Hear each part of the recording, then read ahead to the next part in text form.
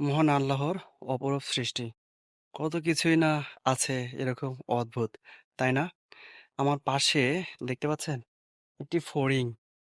এটি কিন্তু অন্যান্য ফড়িংয়ের মতো না। এটা হচ্ছে ঘাস ফড়িং। অঞ্চলভেদে এটাকে অনেকে অনেক নামে চিনে। কেউ এটাকে ঘাস ফড়িং বলে, কেউ এটাকে শয়তান পোকাও কিন্তু বলে থাকে। এরা মূলত হচ্ছে বিভিন্ন গাছের কচি পাতা খেয়েই বেঁচে থাকে। দেখতে পাচ্ছেন এই গাছটিরও পাতা প্রায় খেয়ে ফেলেছে। এরা প্রধানত গাছের পাতা খেয়েই বেঁচে থাকে এবং বিভিন্ন ফসলি জমির পাতা এরা খায়। এরা হচ্ছে উপকারের চেয়ে ক্ষতিই একটু বেশি করে, কারণ এরা হচ্ছে গাছের পাতা খায়, আবাদি জমির নষ্ট করে। কিন্তু আমি অবাক হয়েছি এর সৌন্দর্য দেখে, এর কাঠামো দেখে।